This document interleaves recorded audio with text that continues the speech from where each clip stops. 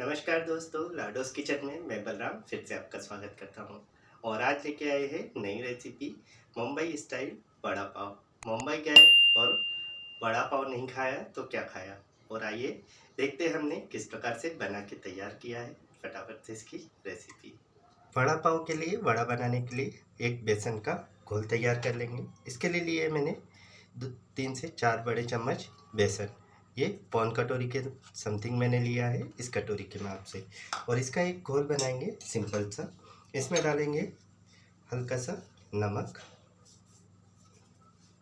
और एक सिंपल सा घोल बना के तैयार कर लेंगे। तो हमें इस तरह से हल्का हल्का पानी डाल के अच्छी तरह से एक बैटर बना के तैयार कर लेंगे। ज़्यादा पतला भी नहीं होना चाहिए और ज़्यादा गाढ़ा भी नहीं होना चाहिए। हमें सिंपल सा एक घोल बना के तैयार कर लेना है। इस तरह से एक घोल बना के हमें तैयार कर लेना है। आप देख सकते हैं इसकी जो कंसिस्टेंसी है या इसके जो गाढ़ापन है वो इस तरह से है। तो हमें इतना ही रखना है, ज़्यादा पतला भी नहीं करना है। इस घोल में लगभग मैंने जो है 2 से 3 बड़े चम्मच मैंने पानी का यूज़ किया है लगभग, और इसे बना के तैयार कर लिया है। इसे रखते हैं साइड में। वड़े के लिए हम आलू की एक चटनी बना के तैयार करेंगे। इसके लिए हमने एक पैन ले लिया है। पैन में डालेंगे हम 2 से 3 चम्मच ऑयल। ये हमारा ऑयल गर्म हो गया है। इसमें डालेंगे हम राई के दाने। राई होती है जो बारीक वाली राई है, जो फ्राई करने के लिए यूज़ होती है ज़्यादातर, ये हमने ली है। एक आधा छोटा चम्मच हमने राई के दाने डाले हैं। इसी के साथ में आधा चम्मच जीरा,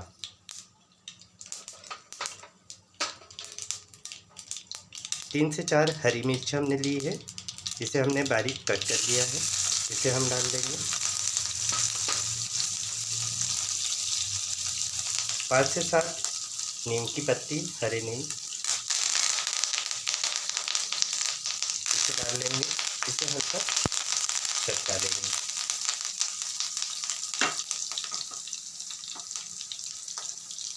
गैस की फ्लेम को हम कम कर देंगे और आधा चम्मच के लगभग हम यहाँ पे हल्दी पाउडर डालेंगे। इसी के साथ में मैंने 2 बड़े आलू जो है उबाल के अच्छी तरह से बारीक कर लिया है और इसे हम ऐड कर लेंगे। साथ में डालेंगे हम स्वाद अनुसार नमक और इसे अच्छी तरह से हम मिक्स कर लेंगे और इसे लगभग 3 से 4 मिनट अच्छी तरह से कुक कर लेना है और अच्छी तरह से इसे मैश कर लेना है। आप चाहे तो मैशर की सहायता से या फिर चम्मच से भी आप इसे अच्छी तरह से मैश कर सकते हैं।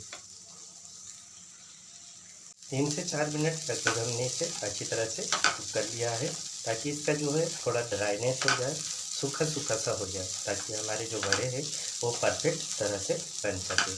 और इसे इस तरह से हमें मैश करते हुए जाना है। चाहे तो आप चम्मच की सहायता से कर सकते हैं या फिर आप कर सकते हैं इसे कोई मैशर की सहायता से। तो इस तरह से हमें अच्छी तरह से इसे मैश कर लेना है और इसे अच्छी तरह से हमने 3 से 4 मिनट अच्छी तरह से इसे कुक कर लिया है। गैस की फ्लेम को बंद करेंगे और इसे ठंडा होने के लिए अलग बर्तन में निकाल लेंगे।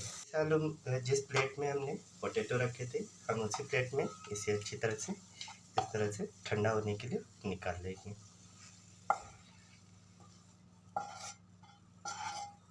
हमने दोबारा से एक पैन ले लिया है, जिसमें हमने अभी वड़े के लिए चटनी बनाई है, वही पैन ले लिया है। इसमें हम डालेंगे 2 से 3 छोटे चम्मच हमने रिफाइंड ऑयल लिया है। इसे हम अच्छी तरह से गरम कर लेंगे। ऑयल हमारा गरम हो गया है। इसमें हम डालेंगे लहसुन। हमने 5 से 7 लहसुन की कली ली है।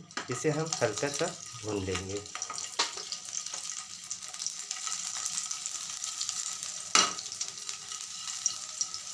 ताकि इसका जो कच्चापन है वो निकल जाए, इतना हमें भूनना है।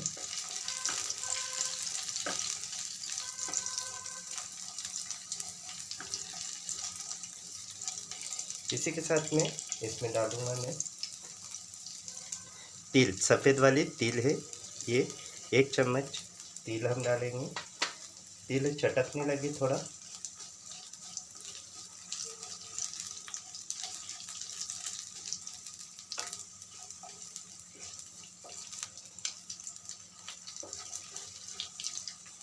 इसी के साथ में 1 चम्मच खड़ा वाला धनिया डाल रहा हूँ मैं। इसको भी हम साथ में ही अच्छी तरह से भून लेंगे। हमें इसे मीडियम फ्लेम पे अच्छी तरह से भुनना रहेगा इस तरह से। और साथ ही इसमें डालूँगा मैं यहाँ पे ये लगभग 2 चम्मच मूंगफली के दाने हैं कच्चे वाले, और इसे भी हम अच्छी तरह से चटका लेंगे इसमें, और इसे अच्छी तरह से भून लेंगे। यानी कि पौन कटोरी के लगभग हो गए दाने। इसे हमें कच्चापन इसका भी अच्छी तरह से निकाल लेंगे। लगभग 1 से 2 मिनट हमने लगभग इसे अच्छी तरह से इसे भुना है। और अभी जो है गैस की फ्लेम को हमने बंद कर दिया है। इसमें डालेंगे हम लगभग 2 से 3 बड़े चम्मच हमने यहाँ पे जो है क्या कह सकते हैं, नारियल का बुरादा। इसे हमने घर में ही पीस के रेडी किया है। गैस की फ्लेम को अभी बंद कर दिया है हमने। इसमें डालेंगे लगभग आधा चम्मच हल्दी पाउडर, और आधा चम्मच के लगभग मैं तीखी वाली हल्दी यूज़ कर रहा हूँ, सॉरी तीखी वाली मिर्ची यूज़ कर रहा हूँ, तो कम डालिए। और यदि आप ज़्यादा खाना पसंद करते हैं उसके अकॉर्डिंग आप डाल सकते हैं। और इसे अच्छी तरह से हमें मिला लेना है ताकि हमारे जो मसाले हैं वो जले नहीं। अभी हम गैस की फ्लेम को ऑन कर देते हैं और इसे हम हल्का भून लेंगे। इसमें डालूँगा मैं हल्का सा नमक टेस्ट के लिए स्वाद अनुसार, और इसे अच्छी तरह से मिक्स कर लेंगे।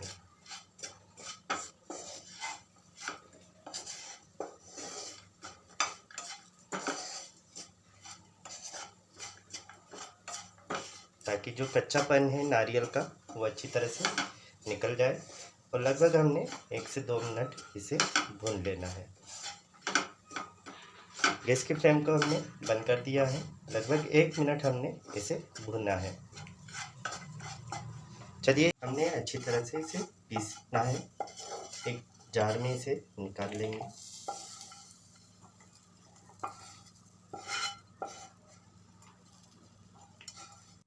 इधर हमारी चटनी बनके रेडी हो गई। आप देख सकते हैं किस तरह से अच्छी तरह से पीस गई है। तो इसे भी हम रखेंगे साइड में। चटनी हो गई, घोल हो गया बेसन का, और सूखी चटनी हमने बना के तैयार कर ली। अभी हमारा जो यहाँ पे जो आलू का मसाला है वो बन के रेडी हो गया है, ठंडा हो गया है। इसे हम इस तरह से एक छोटा छोटा बाइट बना के तैयार कर लेंगे। इस तरह से सभी इस तरह से आलू के एक रोल बना लेंगे। इस तरह से अलग अलग तरीके से बनाया जाता है। आप इस तरह से बना लें या अलग अलग शेप में, लेकिन आलू बड़ा जो होता है वह एक ही शेप में होता है, गोल शेप में। आप इस तरह से छोटे छोटे जो गोल है वो बना के इस तरह से रेडी कर लेंगे।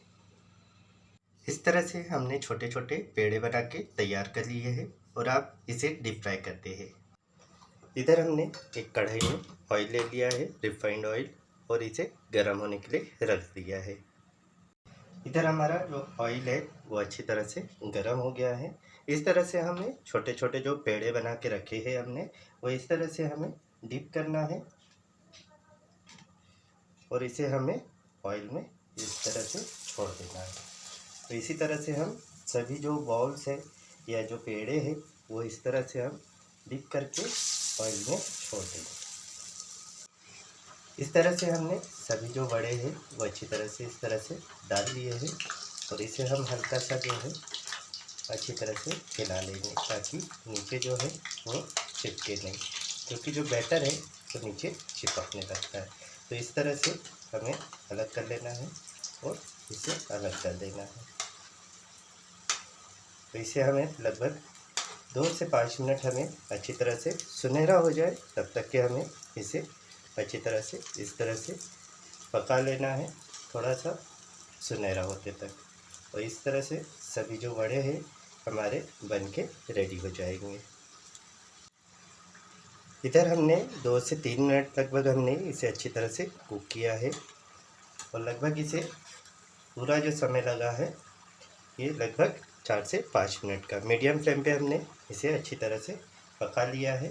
गैस की फ्लेम को हम बंद कर देंगे और इस तरह से सभी जो वड़े हैं एक जो है फाइलिंग पेपर पे इस तरह से निकाल लेंगे, जिससे क्या होगा कि इसका जो एक्सेस ऑयल है वो अच्छी तरह से इस पर निकल आएगा। तो सभी वड़े हम इस तरह से अच्छी तरह से निकाल लेंगे।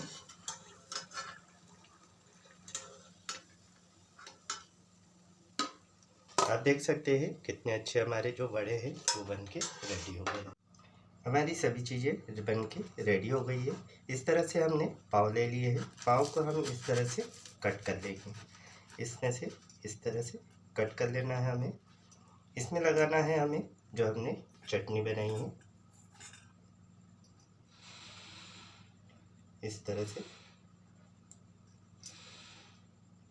इसके साथ ही हमने जो वड़े तले और इसे रखना है हमें इस तरह से और इसी के ऊपर हल्की सी जो चटनी और ये इस तरह से हमें बंद कर लेना है। इस तरह से हमारे जो वड़ा पाव है वो रेडी हो जाएंगे और आप भी इसे बना के तैयार करें और कैसी लगी रेसिपी हमें ज़रूर बताएं। तो इसी तरह से हम सभी वड़े रेडी कर देंगे।